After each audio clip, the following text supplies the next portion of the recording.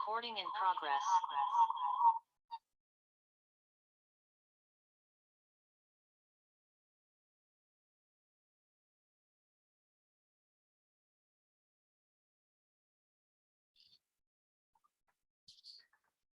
네, 선생님들 다 오셨나요?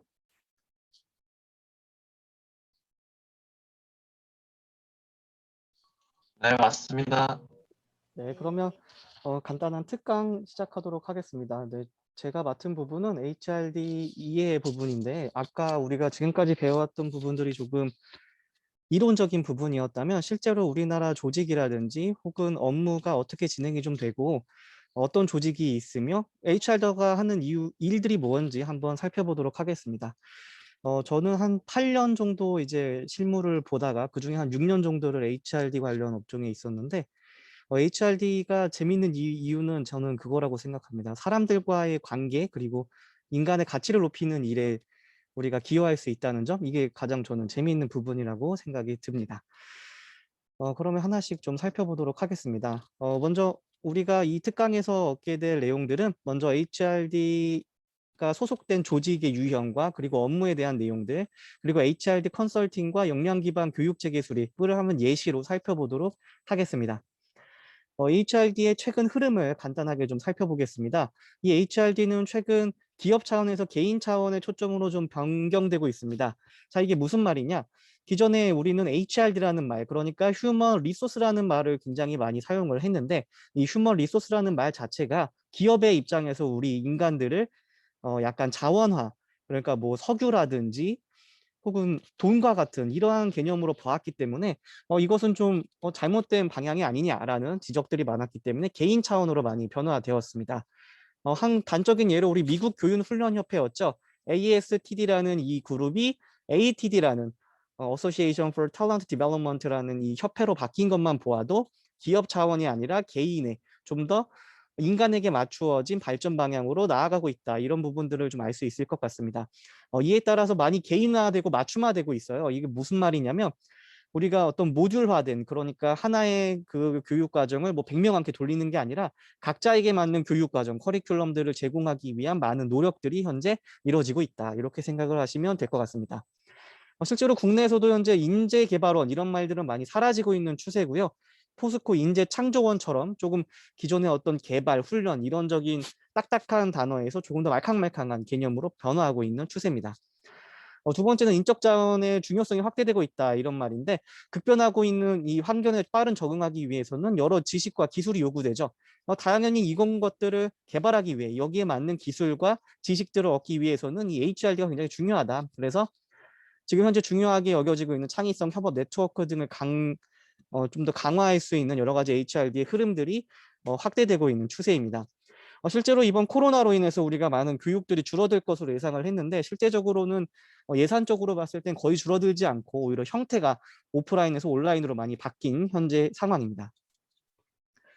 그래서 목차를 살펴보게 되면 이 교육 담당자의 조직과 업무, 그리고 HRD 컨설팅, 그리고 조언과 Q&A로 간단하게 진행을 하겠습니다. HRD 조직은 여러 가지 형태를 가지게 됐는데 이 네덜란드 조직을 크게 세 가지로 분류를 했죠. 버짓 아이템 센터, 그다음에 코스트 센터, 그다음에 프로핏 센터입니다. 이 버짓 아이템 센터 같은 경우는 예산을 조정하는 부서들, 그리고 코스트 센터는 비용을 지출하는 부서, 그리고 프로핏 센터는 수익을 창출하는 부서, 이렇게 좀 나누었었는데 이것들이 실제로 국내에 우리가 도입됐을 땐 전담 조직, 이 HRD를 전담하는 조직이죠. 우리가 땡땡땡 연수원, 뭐 땡땡땡 인재개발원과 같은 조직들이 이 전담 조직에 해당을 하겠고요. 타입 2는 이제 부분 편제. 이게 가장 많은 형태를 현재 차지하고 있습니다. 인사팀이나 총무팀에 우리가 들어가 있는 부분, 그리고 사업 부문별 통합 지원 형태로 나타나고 있습니다. 실제로 하나씩 예시를 좀 살펴보면 한국수자원연구원의 예시인데요. 여기에는 교육지원팀, 인재개발팀, 수자원 교육팀이라는 이러한 좀 거대한 팀들이 하나의 한국수자원연구원이라는 큰 이 조직의 HRD를 담당하고 있습니다. 즉 한국수자원연구교육원 이렇게 해서 운영되고 있는 곳들이 있다. 두 번째는 부분 편제의 예시입니다. 이 부분 편제라는 것은 아까 말씀드린 것처럼 인사팀에 혹은 총무에 포함되어 있는 경우, HRD가 포함되어 있는 경우가 굉장히 많습니다. 실제로 HRD 조직이 전담 조직이 없는 경우가 허다하고요. 대부분은 인사팀이나 이런 총무에 좀 포함되어 있는 경우가 많습니다. 하지만 요즘에 좀 기업들, IT 기업이나 이런 기업들 쪽에서는 이 교육의 좀 역할이 굉장히 중요하기 때문에 좀 빠져나와 있는 경우도 많이 있습니다. 사업 부문별 통합 지원이라는 것은 아까 팀보다 조금 더 높은 단계입니다. 우리가 본부장이라고 부르는 분들이 여기에 바로 속하는 건데 따로 분리되어 있는 건 아니지만 굉장히 높은 직위 위에 이 HR 담당자들이 위치하는 경우들이 있습니다. 전략사업실이라든지 혹은 사업지원팀이라든지 이러한 좀 더 높은 부분의 사업 부분별로 통합돼서 지원되는 예시가 있습니다.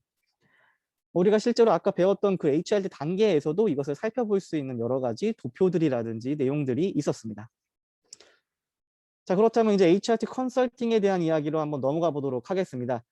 입찰 공고 이 사진은 뭐냐면 제가 오늘 그 나라장터라는 그 곳에 들어가서 교육과 컨설팅을 한번 쳐본 겁니다. 이 나라장터라는 것은 공공기관에서 우리가 이러한 것들이 필요하니 해줄 사람이라고 이제 공공적인 경매 이런 것들을 통해서 응찰하고 각각의 기관들이 여기에 들어가서 서로 PT를 하고 가격 경쟁을 펼쳐서 이 프로젝트를 따내는 건데 아직 우리가 지금 모집하고 있는 이 공고 건수만 거의 640건이 넘어간다는 겁니다. 교육 관련으로만요. 그리고 컨설팅으로만. 이처럼 굉장히 많은 수요가 있습니다. 자, 그렇다면 이러한 수요가 왜 발생을 하게 될까요? 첫 번째는 전문가적인 지원이 필요하기 때문입니다. 많은 조직에서 우리가 아까 말씀드린 것처럼 전문적인 HR들을 이렇게 조직 내부에 보유하고 있는 경우가 굉장히 적습니다. 따라서 외부에 있는 이런 HR 전문 기관의 전문가들을 이용을 해서 자신들이 원하는 혹은 자신들이 필요한 교육이나 전략들을 이 외부 컨설팅을 통해 이렇게 받는 경우가 있고요. 두 번째는 좀 단발을 좀 줄이기 위한 경우가 있습니다. 자, 이게 무슨 말이냐면 조직 내부에서 만약에 제주관광공사다. 이 제주관광공사에서 직접 어떤 교육을 실행하는 것과 HRD 전문기관에서 외주를 줘서 실행하는 것에 대한 이 재직자들이 반감이 다르다는 거죠. 이 관광공사에서 내부적으로 이런 교육 받으세요 해버리면 이 사람들이 이거에 대한 중요성이라든지 전문성을 의심한다는 겁니다. 그래서 외부적인 이런 교육을 통해서 이거 좀 더 전문적이고 내가 꼭 받아야 되는 거고 좀 더 높은 수준의 교육이겠구나라는 생각을 갖게 하는 게 또 하나의 이유라고 많이 이야기들을 합니다. 물론 마지막 세 번째는 이런 조직이나 어떤 이런 것들에 대한 현실적인 것이 좀 부족할 때 당연히 이런 컨설팅을 받게 되겠죠. 실제로 많은 기업들이 이러한 컨설팅 사업을 진행을 하고 있습니다. HRD 컨설팅이라는 건 사실 그냥 외주예요. HRD 이 조직의 외주다. HRD 조직이 역할을 하는 그런 부분들을 다른 외주 기관에게 맡기고 이들이 잘 진행하는지 검사하고 이것을 함께 진행을 하는 것이 이 컨설팅이라고 생각을 해주시면 될 것 같습니다. 실제로 진행되는 건 굉장히 범위가 넓습니다. 이 컨설팅의 범위가 굉장히 넓기 때문에 교육을 진행하는 것부터 시작해서 교육을 기획하고 개발하고 운영하고 뭐 책 만들기까지 정말 다양하게 있고요. 대표적인 기관들을 살펴보면 이 KPC 굉장히 유명한 기관입니다. 한국생산성본부라는 곳인데 공공기관과 민간기업의 사이라고 생각을 해주시면 될 것 같아요. 굉장히 큰 회사고요. 컨설팅, 어떤 이런 교육뿐만 아니라 경영과 관련된 컨설팅을 굉장히 크게 하는 부분이고 휴넷은 뭐 아시는 분들도 있을 것 같은데 그냥 교육회사인데 이 교육회사들도 굉장히 많이 HRD 컨설팅이라든지 기업 교육 분야에 진출해 있는 상황입니다. 한국능률협회도 이 AKPC와 같은 어떤 협회로 시작을 했지만 굉장히 거대화된 컨설팅 HRD 기관이고요. 엑스퍼트 컨설팅도 굉장히 유명한 조직 중에 하나입니다. 이 PSI 컨설팅과 더불어서 HRD 컨설팅을 좀 전문적으로 진행을 하고 있고 큰 규모로 하고 있는 그런 컨설팅 기관입니다. 이 멀티 캠퍼스라는 곳이 굉장히 좀 독특한데 우리가 흔히 알고 있었던 삼성 인재개발원, 그러니까 삼성의 인력을 개발하고 있던 그러한 인력개발원이 독립을 한 겁니다. 하나의 사업체로. 실제로 이 멀티 캠퍼스는 거의 국내 교육기관에서는 최고의 어떤 규모라든지 역량을 갖추고 있는 기관입니다. 하지만 자기네들끼리만 이렇게 돌리는 게 아니라 이러한 우수한 교육을 외부에게도 좀 판매를 하고 수익을 창출하기 위해서 이렇게 좀 분리된 경우가 최근은 많이 있습니다. 그래서 겉으로 봐서는 거의 삼성의 모든 교육들은 이 멀티 캠퍼스가 담당을 하고 있어요. 그래서 삼성은 삼성인데 삼성이 아닌 좀 이러한 상황이다. 그래서 요즘은 이러한 식으로 기존에 있던 인재개발원들이 독립을 하고 좀 독자적인 수익도 창출하고 우리 기관이나 좀 큰 기업의 교육도 진행을 하고 있다. 요렇게만 좀 알고 계시면 좋을 것 같아요. 그럼 대체 HRD 업무가 뭐가 있느냐? 간단하게 얘기하면 기업의 목적에 맞는 인재를 개발하기 위한 모든 일들입니다. 자, 그러면 정확하게 살펴보기 위해서는 우리가 반드시 NCS를 살펴보셔야 됩니다. 이 NCS라는 것은 이 자격기본법, 이 법으로 제정되어 있는 거기 때문에 이 국가에서 관리를 하는 하나의 직업 정보입니다. 굉장히 표준화되어 있고 체계화되어 있기 때문에 우리가 어떤 직업을 선택함에 있어서 내가 이런 것을 해야지라고 생각을 하셨다면 반드시 거기에 관련된 NCS를 한번 살펴보시는 걸 추천드려요. 자, 그럼 우리가 지금 하고 있는 이 HRD는 기업 교육이죠. 이 HRD 기업 교육은 대분류가 교육자연 사회과학에, 중분류는 직업교육이고 소분류도 직업교육이고, 여기서 세분류로 경력지도, 직업교육, 직무분석 이렇게 좀 나눠져 있습니다. 이게 사실 정확하지도 않고 여기에 안 맞는 경우도 있을 수 있는데 가장 큰 틀을 잡고 방향성을 잡는 데는 이 NCS가 가장 그래도 신빙성이 있고, 실제로 여러분들이 공기업에 들어가기 위해서 이 어떤 HRD 관련으로 내가 공기업에 들어가겠다 한다면 이 NCS 관련된 부분들을 꼭 살펴보셔야 됩니다. 그래서 여기에 대한 직무의 정의가 기업이 추구하는 목적과 비전에 적합한 인재를 개발하기 위해 인재상과 인재개발의 전략에 의거하여 떼떼떼떼 등을 수행하는 일이다. 그러니까 인재를 개발하는 모든 일을 우리는 이 기업 교육이라고 한다라고 생각을 해주시면 될 것 같아요. 자, 그런데 여기서 중요한 것은 그냥 개발하는 게 아니라 기업이 추구하는 목적과 비전에 부합해야 된다는 겁니다. 갑자기 생뚱맞게 뭐 우리 기업은 뭐 이런 A라는 것을 추구하는데 인재는 뭐 B를 추구한다든지 C를 추구하는 것이 아니라 반드시 기업이 추구하는 방향과 이 얼라이먼트라고 하는데 방향성을 맞추는 거, 이게 굉장히 중요하게 많이 여겨지고 있습니다. 그래서 이 HRD 주요 업무를 우리 그 NCS에서는 총 14개로 간단하게 제시를 하고 있어요. 이것뿐만이 아니라 굉장히 많은 것들을 하지만 대표적인 게 이거다라고 생각을 하시면 좋을 것 같아요. 첫 번째는 인재개발 전략의 수립입니다. 이것은 꽤 높은 직무의 난이도를 좀 갖고 있는데, 이 전략이라는 것 자체가 굉장히 짜기도 어렵고 우리가 보통 신입이라든지 낮은 단계에서는 이런 업무를 하기가 어렵지만, 아까 말한 것처럼 기업이 가지고 있는 어떤 그 전략적 방향성, 그리고 목표, 그리고 뭐 여러 가지 실행 방안들에 맞추어서 여기에 맞는 인재개발 전략을 제시를 하는 거고요. 교육 체계, 뭐 교육 과정, 교육 운영 기획 이런 것들은 하나의 좀 덩어리로 보셔도 될 것 같아요. 그래서 교육을 어떻게 할 것인지, 이 교육 체계라는 것은 한마디로 어떤 표를 만드는 겁니다. 그래서 가로 세로를 우리가 구성을 해서 또 몇 년 차 혹은 몇 직급 어느 정도의 직급이 되었으면 이런 교육을 받아야 돼, 저런 교육을 받아야 돼. 요런 큰 틀을 짜는 게 교육 체계 수립이고, 이 틀 안에 들어가는 실제적인 교육 내용들 혹은 교육 과정들이 이 교육 과정 운영 기획에 보통 포함되어 있습니다. 이런 것들을 나눠서 하는 곳도 있고, 보통은 HR도 한두 명이 이런 일들을 다 대부분 담당을 하고 있기 때문에 외주를 주지 않는다면, 그래서 이런 업무들은 결국 다 하게 된다라고 생각을 하시면 될 것 같아요. 그래서 교육 사후 관리도 굉장히 요즘 많은 이슈가 되고 있는 게, 이 교육이라는 부분이 우리가 투자라는 개념들이 많이 생깁니다. 사실 교육은 투자가 아닌데 이 기업에서는 이윤 창출이 목적이기 때문에 이 교육도 하나의 투자로 생각을 많이 하는 경우가 있습니다. 그래서 따라서 내가 교육을 얼만큼 진행을 했어. 뭐 10만 원을 투자를 했는데 이것이 실제 어떻게 막 바로 연결되진 않겠지만 좀 간접적인 효과로 대체 얼마만큼의 효과가 있는지, 혹은 이 사람의 역량을 보통 우리가 따지는데 우리가 교육받기 전 역량, 교육받은 후 역량을 체크를 해서 이거 갭이 얼마나 메꿔졌는가, 이것들을 확인하는 과정들을 굉장히 중요하게 여기는 추세입니다. 그래서 이런 것들을 우리가 갭을 보통 본다고 하는데, 현재의 역량 그리고 우리가 이상적인 역량, 거기에 맞춰서 얼마만큼의 교육이 필요한지 이런 것들을 계획을 짜고 실제로 평가하는 업무들을 많이 하게 됩니다. 또 한 가지 좀 독특한 부분은 이제 정부 지원 사업 제도라든지 교육 훈련 과정 환급 실행 관리, 좀 이런 어려운 말들이 나머지들이야 다 이해하실 수 있을 텐데 아마 이 두 부분이 좀 어려울 수 있을 것 같아요. 특히 훈련 과정의 환급 실행 관리라는 것은 이 교육이 모두 아무리 사기업이라도 이 사기업이 어떤 교육을 진행을 했을 때 이것을 환급받을 수 있는 교육들이 좀 존재를 하고 있습니다. 예를 들어서 기업에서 반드시 받아야 하는 뭐 리더십 교육이라든지 혹은 각자 직종별 좀 필수 교육들 같은 경우는 이 각자 교육기관이 갖고 있는 환급 과정들이 존재를 합니다. 그래서 그 교육 과정을 이수를 하게 된다면 나라에서 일정 금액을 돌려주는 이러한 제도가 바로 환급 과정인데요. 이건 사업주 훈련 과정인 거고 우리가 개별적인 지원 제도도 굉장히 많이 있습니다. 예를 들어서 국민 내일 배움 카드와 같은 이런 제도들도 정부 지원 사업 HRD 관련 정부 지원 사업 제도죠.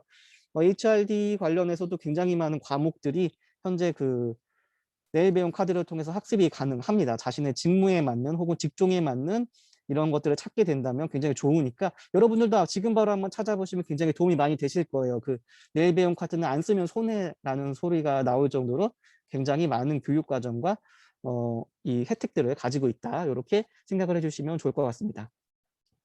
그래서 앞서 잠깐 나왔던 인재개발 계획 이런 거 어떻게 하냐라는 것을 보여드리기 위해서 좀 옛날 자료긴 한데 제가 일단 첨부를 시켜놨습니다. 그래서 이런 과정들을 통해서 우리가 인재개발 방향을 도출을 하고 경영발층과 현재 기업 교육 트렌드, 뭐 교육 분석, 여기에 나와 있지 않지만 뭐 외부적인 환경 분석 이런 것들을 총틀어서 인재개발 방향을 선정을 하고 이 방향에 맞추어서 중점 추진 과제 혹은 전략 과제 이런 것들을 도출을 한다. 그리고 여기에 맞춘 예산도 함께 제시를 한다. 그리고 교육체계, 아까 말씀드렸던 가로 세로 그 표죠.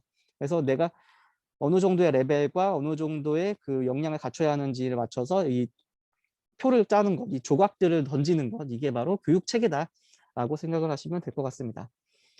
이 HRD 컨설팅의 프로세스를 간단하게 말씀을 드리면 굉장히 단순화되어 있는데 사실 모든 것들을 축약하면 여기 안에 다 들어갑니다. 디스크립션, 무엇을 보았는가, 그리고 아날리시스, 무엇을 알게 되었는가, 인터프리테이션, 그래서 어떻게 돼야 한다고 생각하는가. 이 굉장히 단순화되어 있지만 이 3단계가 보통 가장 큰 줄기입니다. 그래서 우리가 이 컨설팅을 하는 데 있어서 가장 초반에 하는 것이 외부 환경 분석, 내부 환경 분석이라는 것을 진행을 합니다. 우리가 보통 외부 환경 분석은 팩스트 분석이라고 해서 정치, 경제, 사회, 이런 기술 이렇게 좀 전반적인 사항들을 조사를 하고 그다음에 내부 환경 분석은 여러 가지 툴들이 있습니다. 뭐 7C 분석부터 시작해서 3C 분석 여러 가지 분석 툴을 활용을 해서 현재 내외부적으로 어떤 환경이 있는가 이런 것들을 쫙 나열을 하고 여기에서 시사점을 도출하는 과정을 거치게 됩니다. 그래서 이 시사점들을 모아서 내가 나아갈 방향은 무엇이고 이 방향에 맞춰서 전략은 무엇이고 이 전략에 맞춘 실행 방안은 무엇인지 나열하고 우선순위를 매기고 보통 이런 것들이 가장 큰 HRD 컨설팅의 프로세스이고 이것을 수행하는 것이 컨설턴트의 역할이다라고 생각을 해주시면 될 것 같습니다. 또 하나의 대표적인 컨설팅 그 과제 중에 하나가 역량 모델링이라는 걸 합니다. 우리가 컴페턴시라고 하는 이 역량은 이 사람이 구체적으로 어떤 일을 해야 하고 어떤 것을 교육해야 되는지에 대한 기준을 제시해 주는 거기 때문에 굉장히 중요하게 여겨지는 것 중에 하나입니다. 그래서 우리가 앞서 나왔던 이 HR의 14가지 그 직무들처럼 거기에 그럼 직무를 수행하려면 무슨 역량이 필요한지가 하나둘씩 나오겠죠. 그럼 거기에 맞추어서 하나둘씩 제시를 해주는 거, 어떤 매핑을 해주는 것, 이게 바로 역량 모델링이라고 생각을 하시면 될 것 같습니다. 그래서 그냥 하는 것이 아니라 첫 번째 조직의 미션과 비전과 전략을 분석한다. 그러니까 이것이 되지 않고서는 뒤에 것을 하는 의미가 없다고 생각을 하시면 될 것 같아요. 그냥 우리가 생각할 때 이런 인재들이 필요해. 창의성이 필요해. 이렇게 나가는 것이 아니라 앞단부터 시작을 한다. 기업 전체적인 그 흐름, 미션, 전략들을 시작을 해서 단계별로 내려와서 그래서 우리 인재가 이런 게 필요해. 그래서 이런 인재들은 이런 전문성이 필요하고 이런 계층이 있다. 그래서 여기에 맞는 직무조사와 수행요건 분석을 통해서 이것을 나중에 역량사전이라는 걸 아마 나중에 접하실 수도 있어요. 굉장히 큰 조직들, 뭐 한국전력공사라든지 이런 곳들에서는 뭐 200가지가 넘는 직군들이 있습니다. 그럼 거기에 맞는 어떤 그 내가 필요한 역량 그리고 내가 어떤 행동 역량까지 나와 있습니다. 이런 상황에서는 어떻게 한다. 그리고 이것을 얼마나 수월하게 한다. 이런 것들이 모두 나와 있는 이 역량 사전들이 보통 많기 때문에 좀 큰 기업에 가신다면 이런 역량 모델링을 통해서 역량 프로파일링까지 거친 어떤 역량 사전을 보실 수도 있다. 이렇게 알고만 계시면 좋을 것 같습니다. 요거는 나중에 혹시라도 컨설팅을 한번 해보실 때 한번 참고하시면 좋을 것 같아서 이 컨텐츠 한번 넣어봤습니다. 지금부터는 좀 여기에 관련되는 내용이긴 한데 HRD뿐만 아니라 여러분들이 앞으로 나아감에 있어서 좀 고민해봐야 되는 그 질문들을 몇 가지 좀 해보려고 해요. 여러분들은 현재 어디에 취업하고 싶은지 아마 생각하시는 건 다시 있으실 거예요. 그러니까 내가 어떤 일을 하고 싶다보다 내가 가고 싶은 회사는 아마 한두 개씩 다 있을 거라고 생각이 듭니다. 그래서 우리는 보통 어디에 취업하고 싶은지 많이 물어보게 되죠. 일단 다른 얘기부터 하게 되면 이 청년 확장 실업률이라는 게 나옵니다. 이 청년 확장 실업률이라는 것은 어, 좀 확대적으로 해석을 하는 거예요. 보통은 우리가 청년 실업률 하면 이제 10%인데 여기에 더해져서 잠재경제활동 인구까지 좀 포함을 하는 겁니다. 비정규직이라든지 이런 사람들을 모두 포함하게 되면 현재 4명 중 1명이 청년 실업자입니다. 자, 그런데 우리가 가장 가고 싶어하는 회사들이죠. 100대 기업입니다. 이 잡코리아에서 조사한 결과인데 국내 100대 기업의 평균 근속 연수가 11.4년이에요. 우리는 거의 10년 동안 개고생을 했죠. 고등학교, 대학교, 그리고 스펙 포장, 그 다음에 소설 집필에 인성 공부까지. 그럼 거의 10년을 공부해서 들어가서 결국 11년 정도 일하고 나온다. 29살에 들어가서 40대 나온다는 건데 왜 이렇게 다들 올해도 못 다니는 걸까요? 여러분들 대부분 현재 고민하고 있는 건 취업이죠. 취업이라는 것은 일정한 직업을 잡아서 직장에 나가는 겁니다. 그런데 우리가 보통 생각을 하는 것은 직장을 구하려고 많이 한다는 것이죠.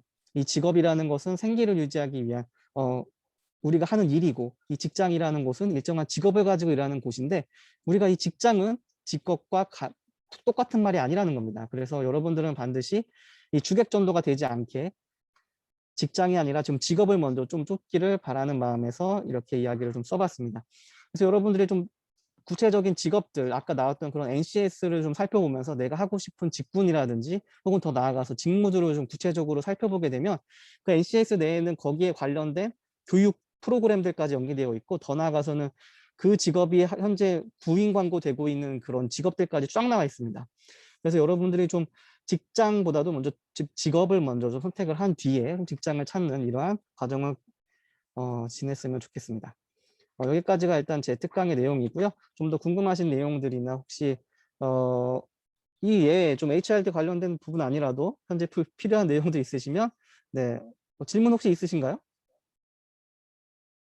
그 과제 관련도 괜찮습니다, 여러분. 그 과제 굉장히 어려워하시는 걸로 제가 알고 있는데 그 기말 과제가 이제 그 중간 과제 그 보완해서 내시는 거예요. 그래서 분량도 아마 조금 더 많이 하시는 게 좋을 거고요. 그 관련돼 나왔던 피드백들 다 반영을 해주시면 좋을 것 같아요. 혹시 질문 드려도 네, 될까요? 질문, 네, 자유롭게 아무거나 하셔도 됩니다.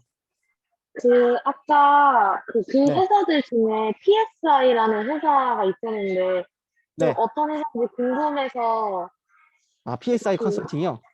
네. 네, 대부분은 비슷한 일들을 하는 회사입니다. 그래서 이 퍼포먼스 솔루션 인터내셔널 같은 경우는 얘네들은 그 원래 HPT 우리가 많이 배웠던 수행공학 쪽, 그래서 HRD 진행하고 나서 대체 이 얼마만큼의 성과, 퍼포먼스 이쪽에 컨설팅이 원래 특화가 되어 있던 곳이었는데 이것뿐만 아니라 대부분은 다 두루두루 다 합니다.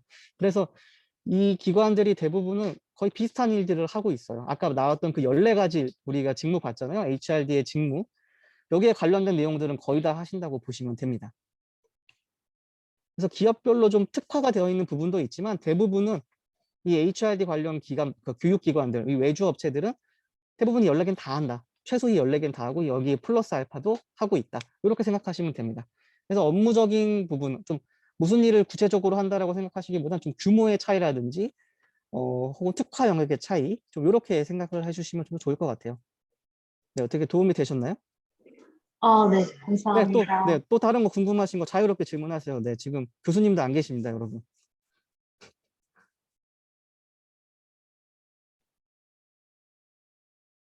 질문 없으시면, 네. 그럼 여기서 특강을 마쳐도 될까요, 그러면 여러분? 한 번 네, 더 또 질문 질문. 될까요? 네, 질문하세요. 네, 괜찮습니다. 혹시 그러면 이런 HRD 분야 네, 쪽으로 좀 네. 나아가고 싶으면은 어떤 음, 걸 중심으로 좀 준비를 하거나 음, 뭔가, 네, 그런 게 있을까요? 굉장히 날카로운 질문 추천해주고 감사합니다. 싶은, 네. 지금 그러면 이 서혜연 선생님께서는 좀 HRD 쪽으로 가고 싶은 좀 열망이 있으신 건가요? 막 100%는 아닌데 그래도 네. 관심은 두고 있어요. 아, 그렇군요. 네. 그러면 일단은 고민을 해봐야 될 건, 큰 기업으로 갈 것이냐, 작은 기업으로 갈 것이냐, 요런 거 먼저 고민을 좀 하시는 게 좋을 것 같아요. 그러니까 큰 기업의 HRD 같은 경우는 이 앞서 나왔던 이 14개를 굉장히 작게 쪼개서 합니다. 뭐 대기업이다. 내가 만약에 대기업의 인재개발원 같은 걸 들어가게 되면 교육체계 수립만 내가 전문적으로 막 하게 되고요. 좀 작은 회사에 들어가게 되면 이 HRD, 그냥 일반 기업을 말씀드리면 이거 다 하게 돼요. 엄청 힘들겠죠. 하지만 그만큼 공부가 많이 됩니다. 이런 장단점이 있고요. 반대로 이제 HRD 컨설팅 같은 경우는 내가 어떤 회사 하나의 회사에 들어가게 되면 그 회사 하나에만 좀 관련된 일들을 하게 되겠죠. 내가 만약에 뭐 제과에 관련된 HRD다. 그럼 거기에 관련된 내용들만 계속 좀 전문적으로 파게 됩니다. 근데 HRD 컨설턴트들 같은 경우는 굉장히 많은 회사들과 굉장히 많은 직원들과 굉장히 많은 사람들을 만나고 거기에 맞는 컨설팅을 해주게 돼요. 그래서 굉장히 좀 다양한 사람들과 다양한 조직과 다양한 내용들을 학습할 수 있어요. 하지만 굉장히 빡셉니다. 이 컨설팅은 거의 노예라고, 지식 영역이라고 우리가 보통 부르는데, 그냥 회사에서 자는 게 다반사고요, 보통. 네, 뭐 다 그런 건 아니지만, 네, 저기 제 경험을 말씀드리면 뭐 일주일에 3, 4일은 그냥 책상 위에서 잡니다. 네, 밤새도록 이걸 해야 되기 때문에 좀 그래서 좀 빡센 경우가 있긴 한데 굉장히 공부는 많이 된다. 그래서 한 가지 뭐 극단적인 예로 내가 만약에 중소기업 진흥공단의 프로젝트를 맡게 되면 거의 뭐 전문가 수준으로 이 조직에 대한 전문가 수준으로 분석을 하기 때문에 그 회사에 가지 않아도 간접 경험을 하게 되는 그런 경험도 많이 겪을 수 있어요. 그래서 내가 어떤 포인트를 안정적인 부분에 맞출 것이냐, 혹은 뭐 돈적인 부분에 맞출 것이냐, 혹은 재미에 맞출 것이냐, 좀 이런 부분들을 좀 종합적으로 고려하시면 좋을 것 같아요. 네, 어떻게 또 도움이 되나요? 더 질문. 네, 아, 네네, 된 것 같습니다. 네, 감사합니다. 그래서 좀 우선순위를 정하시면 좋을 것 같아요. 내가 좀 안정을 추구한다. 안정이다 나는. 아니다, 나는 좀 재미다. 빡세지만 재미있는 걸 하겠다. 그러면 컨설팅 괜찮습니다. 굉장히 재밌고요. 평소에 느껴보지 못했던 그 빡셈을 느껴볼 수 있고요. 돈도 꽤 많이 줘요. 하지만 돈 쓸 시간이 없다는 걸 느낄 수 어, 있고요. 네. 대기업 같은 경우는 대부분 들어가게 되면 외주를 많이 주고 그 외주를 관리하는 일들을 많이 합니다. 그래서 아까 말씀드린 것처럼 내가 뭐 삼성 인재개발에 들어가서도 내가 이 모든 교육을 다 하는 게 아니라 대부분 외주를 줘요. 그래서 뭐 휴넷이랑 내가 같이 한다. 이렇게 식으로 많이 하죠. 뭐 롯데 같은 경우라든지 이런 대기업들 거의 대부분이 운영되는 거의 80% 이상의 교육들은 다 외주입니다. 휴넷이라든지 생산성본부, 능률협회, 뭐 금융연수원 이런 데 다 외주를 준다. 이렇게 생각하시면 될 것 같아요. 네, 또 질문 자유롭게 아무거나, 네, HRD 관련 아닌 것도 괜찮고요. 뭐 취업이나, 네.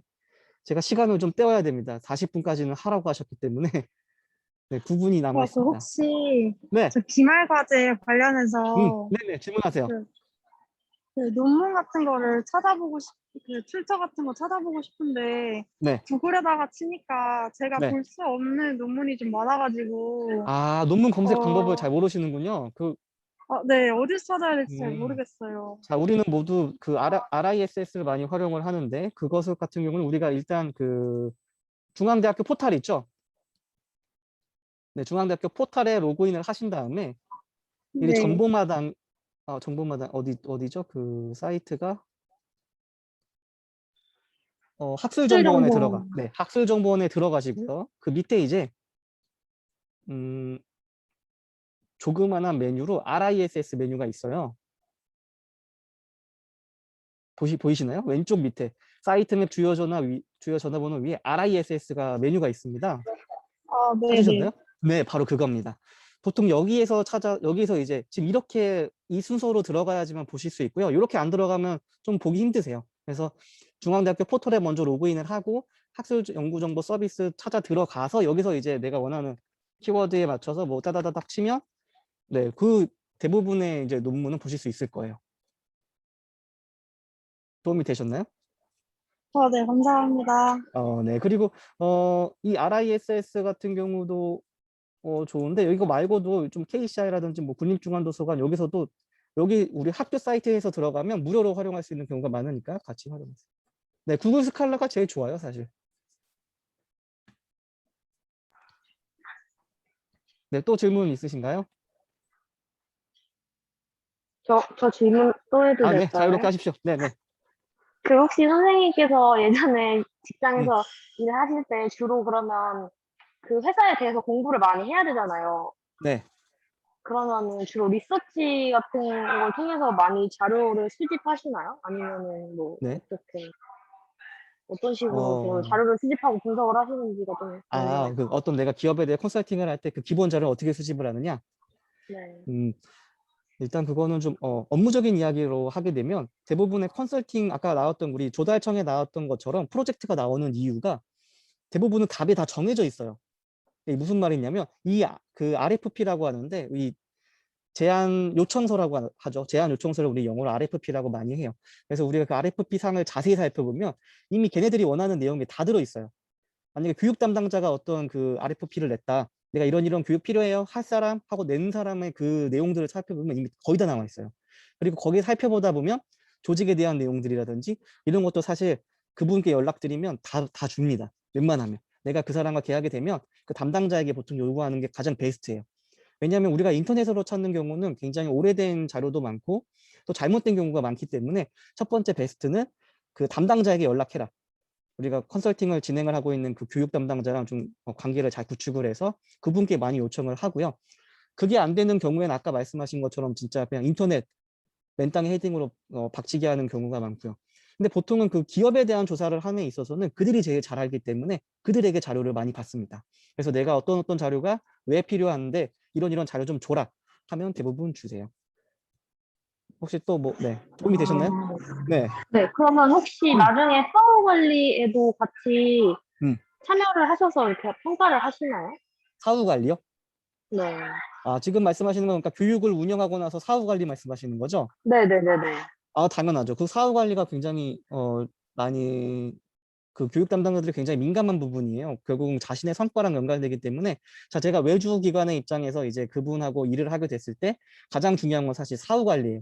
이 사후 관리라는 건 우리가 보통 1년 단위로 계약을 하는데 다음 계약으로도 연관될 수도 있고 그 사람의 입장에서는 이게 나의 성과이기 때문에 사후 관리 굉장히 중요합니다. 그래서 웬만하면 처음부터 끝까지 다 해드립니다. 저희가 만약에 외주를 제가 하게 된다면 보통 그렇게 진행이 돼요. 그래서 뭐 다른 기업에 우리가 아까 말씀드린 것처럼 외주 이 교육기관으로 들어가게 되면 눈치도 굉장히 많이 보게 되지만 그분과의 어떤 거의 그냥 그 회사 직원이라고 생각해도 될 정도로 모든 일을 같이 하게 되어 있습니다. 특히 좀 통계 자료 많이 이용하죠. 네. 네, 뭐 궁금하신 거 다 물어보세요, 여러분. 네, 지금 아니면 기회가 아마 없을 겁니다. 5분 남았습니다, 여러분. 네, 또 뭐 예리 선생님 또 질문 있으세요? 혹시 그러면은 음, 아까 그 세부 14개 나와 있는 그 주제 음, 중에 네, 선생님께서 제일 일할 때 뭔가 네, 재미있으시거나 좀 네. 더 맞는 분야는 뭔지, 왜 어, 그런지 그런 거 좀 듣고 싶습니다. 아, 저한테 맞는 거요? 야, 이게 굉장히 어려운 질문인데. 근데 이게 사실 내가 이건 재밌었다라고 할 만한 게 그냥 다, 다 비슷해요, 사실. 근데 그리고 내가 하고 싶은 일만 할 수 없는 게 또 일이다 보니까. 근데 제가 해봤을 때는 그나마 저는 그냥 인재 전략 수립 이런 건 재밌었어요. 인재 전략 수립이라는 게 뜬구름 잡는 이야기를 많이 하는데 근데 실제적인 뒷부분은 굉장히 하기가 어려워요. 근데 그에 반해 전략 수립은 좀 오히려 더 쉬웠어요, 사실. 왜냐면 구체적인 데이터로 제시하는 게 아니라 어떤 문구라든지 혹은 아이디어, 뭐 앞글자 따서 뭐 그 기관의 이름을 나타낸다든지 좀 이런 아이디어들이 들어가면 되게 좋아하거든요.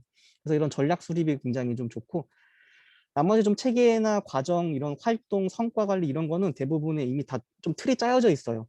이것은 어떻게 해야 한다. 혹은 어떤 플랫폼을 활용한다. 혹은 내부적인 좀 제도화가 되어 있기 때문에 굉장히 좀 딱딱해요. 좀 그에 반해 좀 전략 수립이라든지 모델 구축 이런 쪽은 좀 말캉말캉한 측면이 없지 않아 있는데 사실 굉장히 어떤 일이냐에 따라 또 고객사가 어떤 거냐에 따라 편차가 크기 때문에 제가 딱 요거 재밌다라고 소개해 드리는 건 좀 어려울 것 같고 어차피 한 가지 일만 하기는 어렵습니다. 네, 예리 선생님이 어떤 HRD 기관에 가서도 이 14가지는 보통 14가지 중에 한 뭐 두세 개 빼고는 거의 다 한다고 생각하시면 돼요. 네, 네. 알겠습니다. 감사합니다. 네. 혹시 또 다른 질문 없으세요, 여러분들?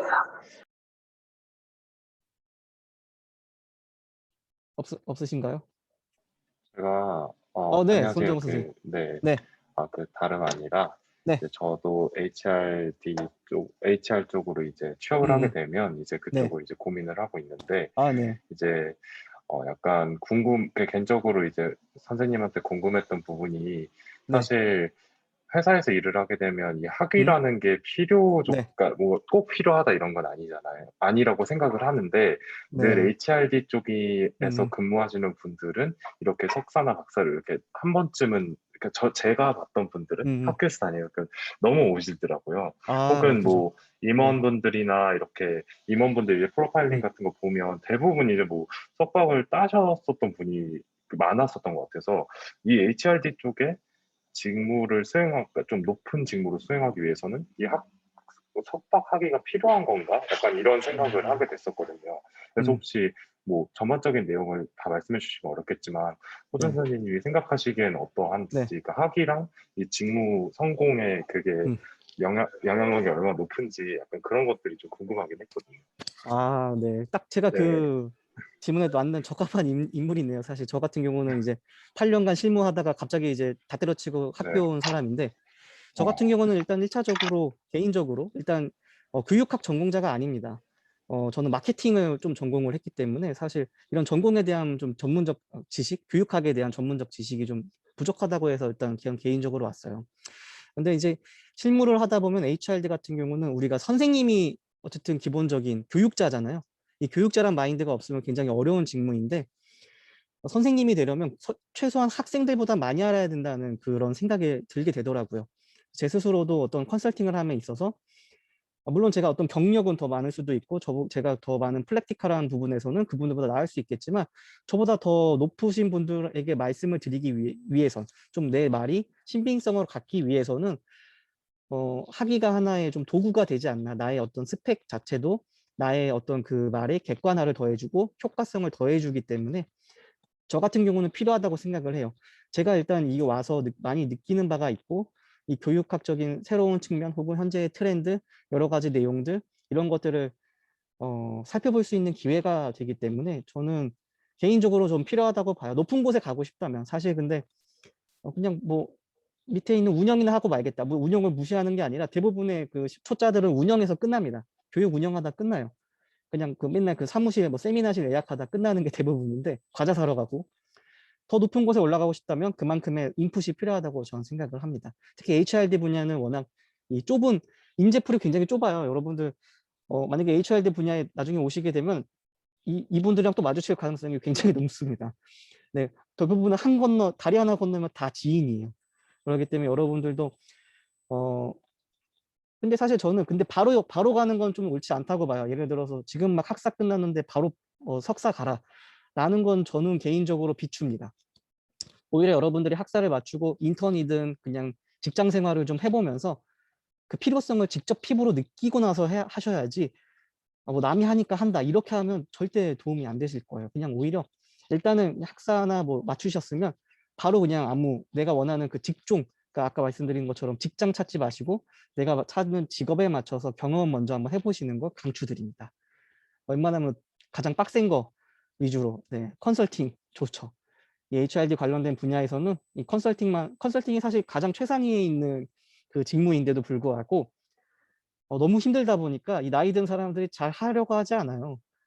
실제로 좀 사람 구하기도 굉장히 어려운 부분이기도 하기 때문에 정말 할 수 있다면 좀 이렇게 빡세게 한번 굴러보고 경험해보고 내가 좀 필요성을 느끼면 그때 석사하시는 걸 좀 추천드리고 싶습니다. 네. 도움이 되셨나요? 감사합니다. 네. 네, 또 네. 뭐 더 질문 있으시면 하셔도 돼요. 네. 그냥 개인적인 질문도 상관없습니다. 없으신가요?